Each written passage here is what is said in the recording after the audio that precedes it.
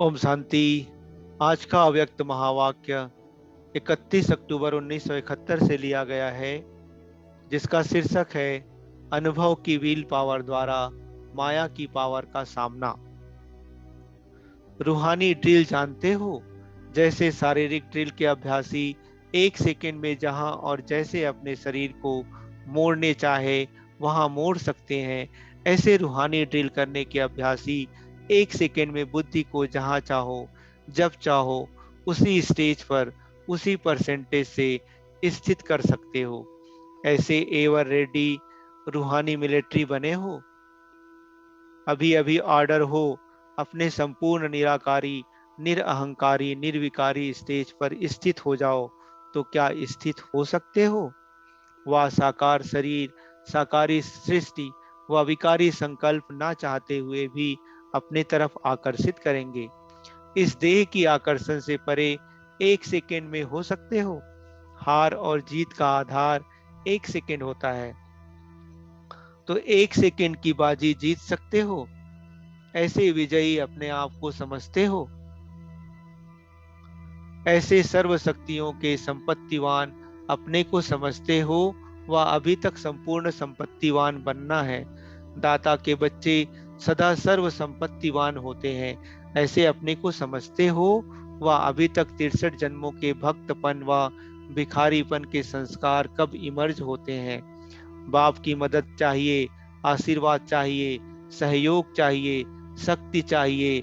चाहिए चाहिए तो नहीं है, चाहिए शब्द दाता, विधाता, वरदाता बच्चों के आगे शोभता है। अभी तो विधाता और वरदाता बनकर विश्व की हर आत्मा को कुछ न कुछ दान व वरदान देना है, न कि यह चाहिए का संकल्प अभी तक करना है। दाता के बच्चे सर्व शक्तियों से संपन्न होते हैं। यही संपन्न स्थिति संपूर्ण स्थिति को समीप लाती है।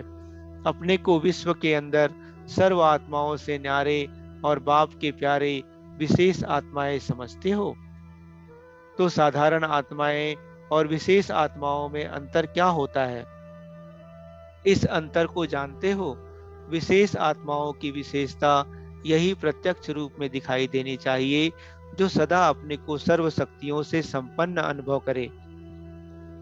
जो गायन है, अप्राप्त नहीं कोई वस्तु, वह इस समय जब सर्व शक्तियों से अपने को संपन्न करेंगे, तब ही भविष्य में भी सदा सर्व गुणों से भी संपन्न, सर्व पदार्थों से भी संपन्न और संपूर्ण स्टेज को पा सकेंगे। इसलिए अपने को ऐसे बनाने के लिए ही विशेष भट्टी में आए हो। जो भी अपने में अप्राप्ति अनुभव करते थे, वह प्राप्ति के रूप में परिवर्तन हुए कि अभी तक भी कोई अप्राप्ति अनुभव करते हो। यह प्राप्ति अविनाशी रहेगी ना? प्राप्ति अर्थात प्राप्ति। जब अनुभव स्वरूप बन गए तो अनुभव की बातें अविनाशी होती है। सुनी हुई बातें, वायुमंडल के प्रभाव के आधार पर प्राप्त हुई बातें व कोई श्रेष्ठ आत्माओं के सुनने के आधार पर उस प्रभाव के अंदर प्राप्त हुई बातें अल्पकाल की हो सकती हैं, लेकिन अपने अनुभव की बातें सदा काल की, अविनाशी होती है। तो सुनने वाले बने हो व अनुभवी मूर्त बने हो कि अभी फिर से सुनी हुई बातों को मनन करने के बाद अनुभवी बनेंगे। मिले हुए खजाने को अपने अनुभव में लाया है या वहां जाकर फिर लाएंगे? सभी से पावरफुल स्टेज है अपना अनुभव, क्योंकि अनुभवी आत्मा में विल पावर होती है।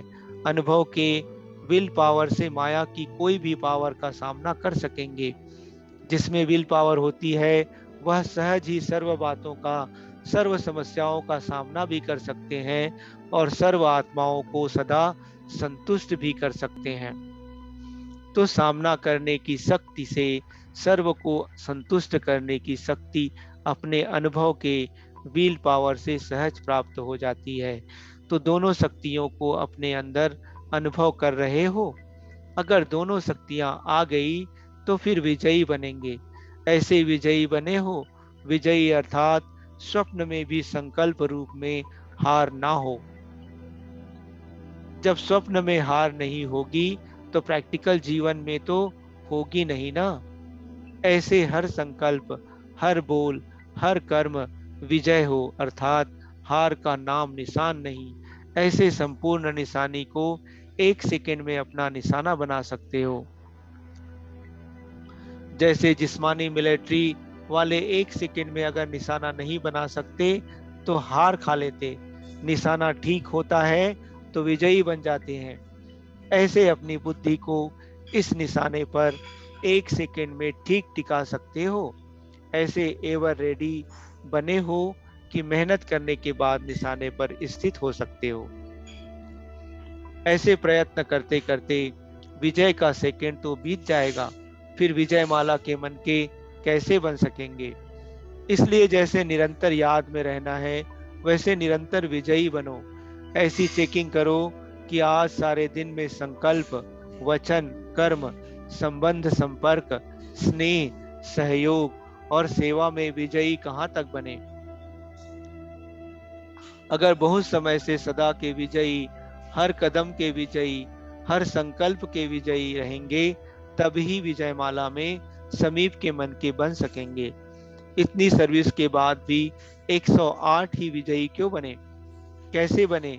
इस पुरुषार्थ से ऐसे श्रेष्ठ बने तो बहुत समय से सदा के विजयी बनेंगे, तभी बहुत समय से यादगार बना सकेंगे। इसलिए अब क्या करेंगे? भट्टी का परिवर्तन यही करना है जो बहुत समय से सदा के विजयी बन जाएं। ऐसे अनुभव अनेक आत्माएं आप लोगों द्वारा करके जाएं। यह मधुबन अव्यक्ति वतन से अव्यक्त स्थिति में स्थित रहने वाले अव्यक्त फरिश्ते व्यक्त देश में विश्व कल्याण के निमित्त आए हुए हैं। आपके प्रवृत्ति वाले आप आत्माओं में ऐसा परिवर्तन अनुभव करें। इसको कहा जाता है भट्टी का परिवर्तन। नैन रूहानियत का अनुभव कराए, चलन भाव के चरित्रों का साक्षात्कार कराए, मस्तक मस्तक मणि का साक्षात्कार कराए। यह अव्यक्ति सूरत दिव्य अलौकिक स्थिति का प्रत्यक्ष रूप दिखाए। आपकी अलौकिक वृत्ति कोई भी तमोगुनी वृत्ति वाले को अपने सतोगुनी वृत्ति की स्मृति दिलाए। इसको कहा जाता है परिवर्तन, व इसको ही सर्विसेबल कहा जाता है। जो हर कदम में सर्विस में तत्पर रहते हैं, ऐसे सर्विसेबल बने हो। ऐसे नहीं कि 4 घंटे की सर्विस करनी है, सदा के विजयी बनना है।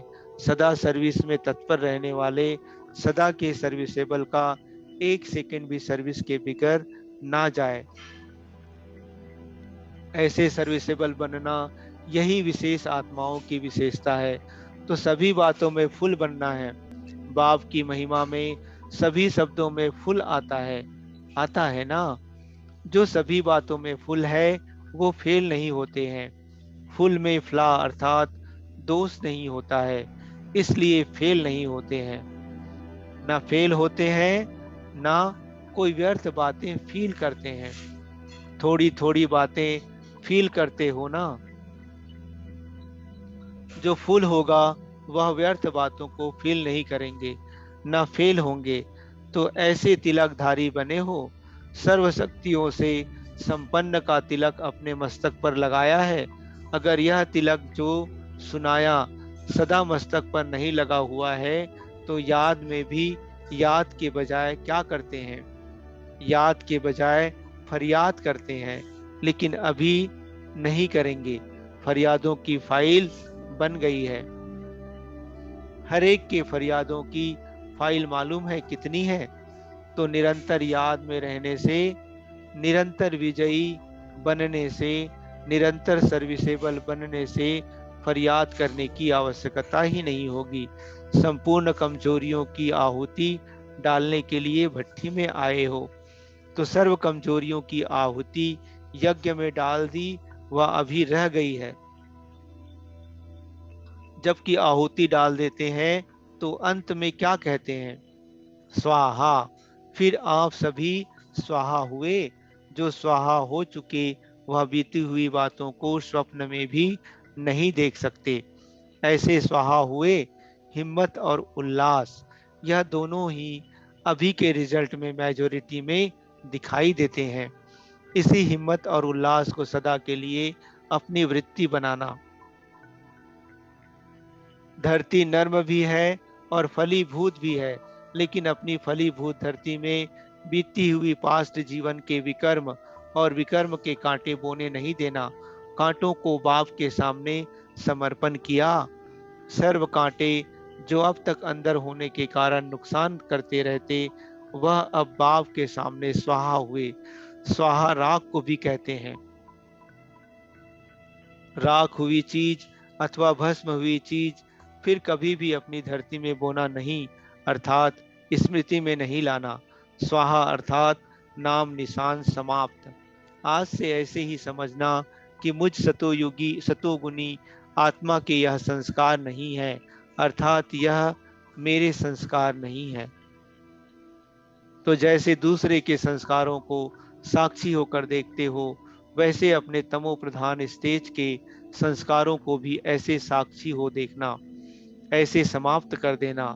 स्वाहा हो गया, ऐसे समझने से ही सदा सफलता को पाते रहेंगे। अच्छा, ओम शांति।